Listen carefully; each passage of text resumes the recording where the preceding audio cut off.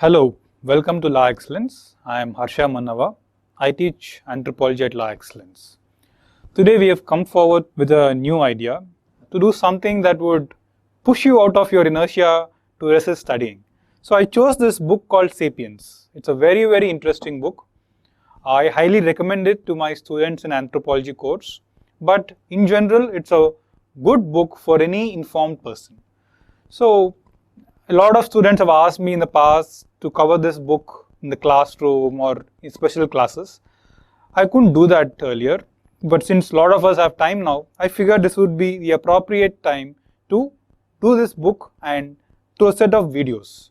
Today, we'll try to understand what is this book and why it is important and how it could help us improve our knowledge and understanding of things. That video had many thought-provoking or counter-intuitive ideas like fire gave us power, gossip we thought was a time-waste exercise, but apparently gossip helped us cooperate, and we all thought agriculture was a great invention, and until then man lived some kind of hand-to-mouth existence, but agriculture must have made life better, but here he says agriculture only made us hungry for more. And mythology, we thought myths are stories for fun, but once again, he says mythology is to maintain law and order. So it goes on. And yes, last, science. We are used to the idea that we are all scientific people with extraordinary knowledge of the world. But then, it's also a harsh reality that science indeed made us deadly.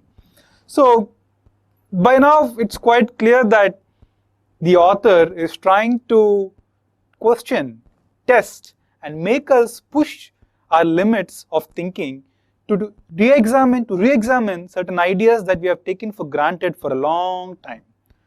So let us see what this book is and what it will tell us. More appropriately, around 150,000 years ago, when man arrived on this planet.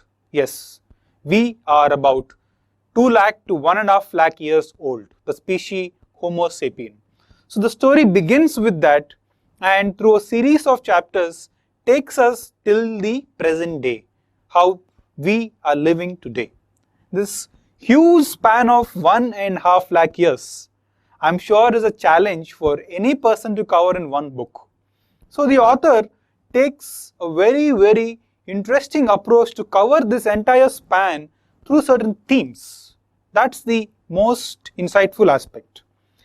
Because I hear students constantly complain how archaeology is such a dry subject. You have to remember so many facts, which site has which material objects, and the whole thing seems, very boring.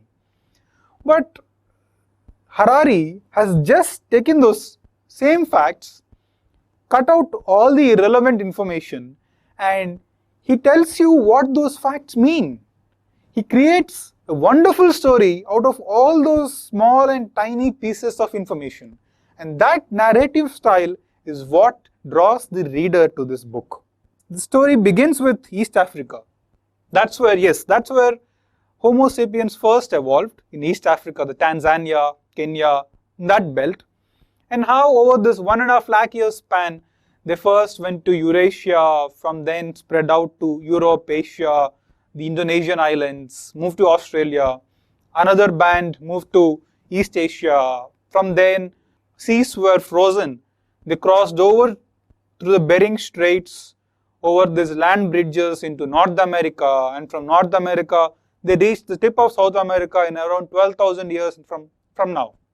So that's how this entire journey happened. Don't worry, if that seems a lot of details, we are going to examine all of them in detail over the next few sessions. Thank you.